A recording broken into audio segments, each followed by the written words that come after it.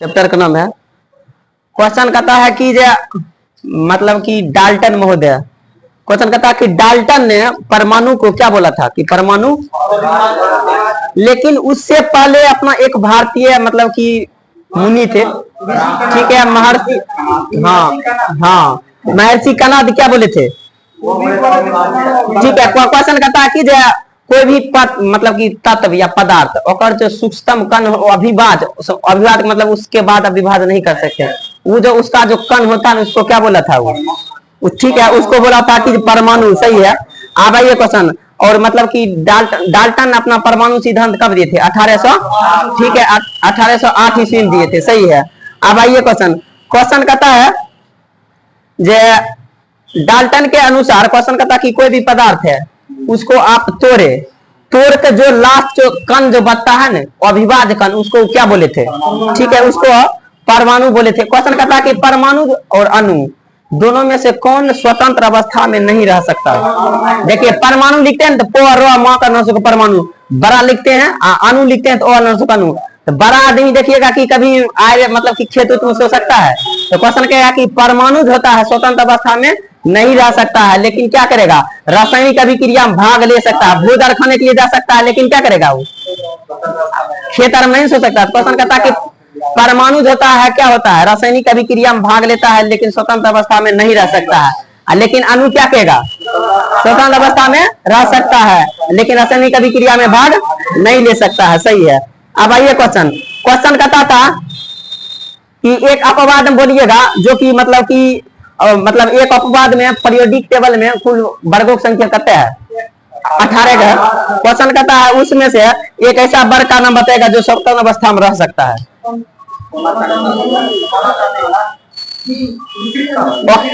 ठीक है, अक्रिय गैस हो जाएगा 18 वाला क्या हो जाएगा, स्वतंत्र अवस्था में रह सकता है, सही है।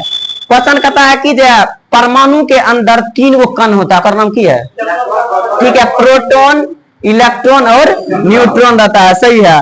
अब आइए क्वेश्चन, परमाणु जो बोला था अभिभाज है बोला था न? लेकिन उसको मतलब कि परमाणु के अंदर मतलब कि ओकरा जो डाल्टन महोदय वही बोले थे, इससे पहले ऋषि कणाद भी बोल दिए थे कि जो परमाणु के मतलब कोई भी चीज है ना सूक्ष्मतम कण होता है उसको मतलब अभिवाद कण होता है उसको परमाणु देता है। लेकिन आगे चलकर दूगो वैज्ञानिक था, एक आप पढ़िएगा कि मतलब जे थॉमसन एगो रदरफोर्ड, मतलब 20वीं सदी का मतलब कि जना 1900 कुछ ईस्वी में, तो ई दिए थे 1808 ईस्वी में दिए थे, हाँ 19वीं सदी। अब ये 20वीं सदी में 1904 ईस्वी में जे थॉमसन, 1911 ईस्वी में रदरफोर्ड, ये सब मिलकर ना मतलब कि परमाणु के अंदर भी 3 वो कण खोद देते जिसको क्या कहते थे हम, इलेक्ट्रॉन एवं। क्वेश्चन कहता है परमाणु क्या होता है, अपने आप उदासीन, जब उस पर आयन दर दे देंगे तब, आयन का मतलब समझते हैं, या तो मतलब कि इलेक्ट्रॉन देना या मतलब कि हाँ, तो जब उस पर आयन जब तक नहीं लेगा तो अपने आप में परमाणु क्या होता है, ठीक है, उदासीन होता है, सही है। अब आइए क्वेश्चन कहता है अब आइए अभी क्वेश्चन कहता है कि आप पढ़ लिए कि परमाणु जो होता है एक मतलब कि अभिभाज्य क्या होता है, कण होता है। ये बात कौन बोले थे, महर्षि ऋषि कणाद, और उसके बाद क्या बोलते डाल्टन महोदय भी बोले थे।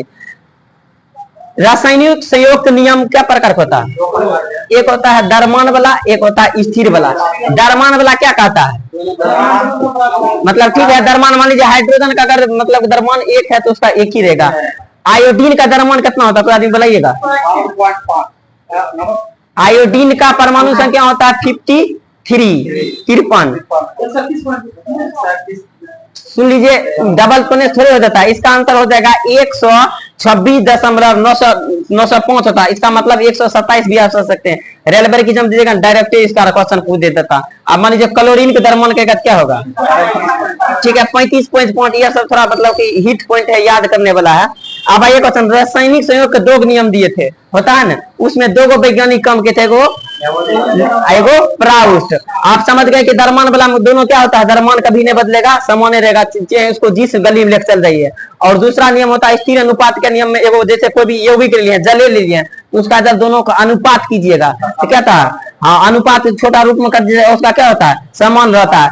अब आइए क्वेश्चन कहता है कि डाल्टन जो परमाणु सिद्धांत दिए थे ना, क्वेश्चन कहेगा कि डाल्टन ने परमाणु सिद्धांत दिए थे, किस पर नियम पर आधारित है।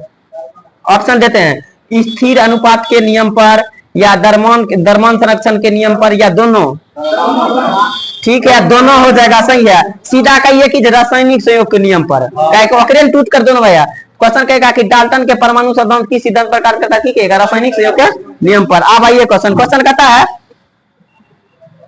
कहता है कि परमाणु की त्रिज्या हम किससे नापते हैं? ठीक है, इसका आंसर हो जाएगा नैनोमीटर। नैनोमीटर का मान कितना होता है? आपके खून का त्रिज्या कितना होता है?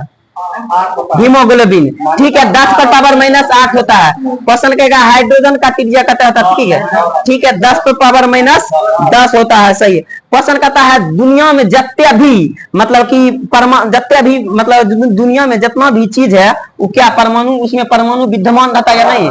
चाहे उसको आप देख सकते हैं या, ठीक है, उसमें परमाणु विद्यमान रहता है। अब आइए क्वेश्चन कहता है कि पहले के जमाने जब पीरियोडिक टेबल को खोज हुआ था, उससे पहले है ना कोई मतलब कोई प्रतीक दिए थे, कोई लेटर का नाम दिए थे। क्वेश्चन कहता है जैसे मान लीजिए गोल लिखते थे, इस तरह से गोला बना देते, उस पर जी का सीन दे देते थे। क्वेश्चन कहेगा कि इस संकेत देने का नियम सबसे पहले कौन के थे? ठीक है, डाल्टन हो जाएगा। अब आइए क्वेश्चन, अभी जैसे हाइड्रोजन के लिए H लिखते हैं, हीलियम के लिए He लिखते हैं, क्लोरीन के लिए Cl, ठीक है, बर्जीलियस हो जाएगा, सही है। क्वेश्चन कहता है कि जैसे हाइड्रोजन के लिए हम H लिखते हैं, ठीक है, तो इसके लिए कोई भी चीज करते हैं तो उसके लिए को मतलब कि सदस्य जरूरी रहता है, सदस्य देश का। क्वेश्चन कहेगा कि कोई भी संस्था हाइड्रोजन के लिए H कैसे होता है, उसको प्रूव कीजिएगा तब। ठीक है, IUPAC जो संस्था होता है, कोई भी तत्व क्या चीज हाइड्रोजन के लिए क्या होगा, ऑक्सीजन के लिए क्या होगा, ये सब देने का काम करता है। अब आइए क्वेश्चन कहता है डाल्टन महोदय ने परमाणु सिद्धांत दिया, उसका सिद्धांत किस प्रकार करता था? तुरंत बोलते थे रासायनिक, ठीक है, रासायनिक संयोग के नियम पर। क्वेश्चन कहता है कि पहले के जमाना में जो परमाणु के द्रव्यमान होता था ना, उसको किस में आप मापते थे? AMU में। और क्वेश्चन कहेगा कि वर्तमान में कहेगा तब, ठीक है, U से करते हैं, सही है। क्वेश्चन कहता है मतलब कि परमाणु द्रव्यमान को परमाणु के मतलब कि C12 के समस्थानिक होता है उससे कम निकाला गया था, ठीक है, 1961 ईस्वी में, सही है। क्वेश्चन कहता है कौन स्वतंत्र अवस्था में नहीं रह सकता है? परमाणु, सही है। क्वेश्चन कहता है कि तत्व के सबसे सूक्ष्म कण क्या होता है? की कहिएगा? कहेगा यौगिक के सबसे सूक्ष्म कण क्या, ठीक है, अणु होता है, सही है। अब आइए क्वेश्चन, कुछ तत्व के परमाणुकता होता है, जैसे कोई चीज एक रहेगा तो उसको कहेगा एकल, दो रहेगा तो द्वि, तीन रहेगा तब त्रिक, और तीन या उससे अधिक रहता है उसको बहु भी कह सकते हैं। हाँ, मतलब नहीं 3 से अधिक होगा तो उसको बहु आप कह सकते हैं। अब आइए क्वेश्चन कहेगा कि सल्फर क्या है? सल्फर का सूत्र क्या होता है? S8 होता है। फास्फोरस का P4। फास्फोरस एक तरह से आप एक द्विम करिएगा, किस कहिएगा? चतुर्थ परमाणु कहेंगे या बहु परमाणु भी कह सकते हैं। अब आइए क्वेश्चन कहता है परमाणु एक तरह से अपने आप में क्या होता है? ठीक है, उदासीन होता है, सही है।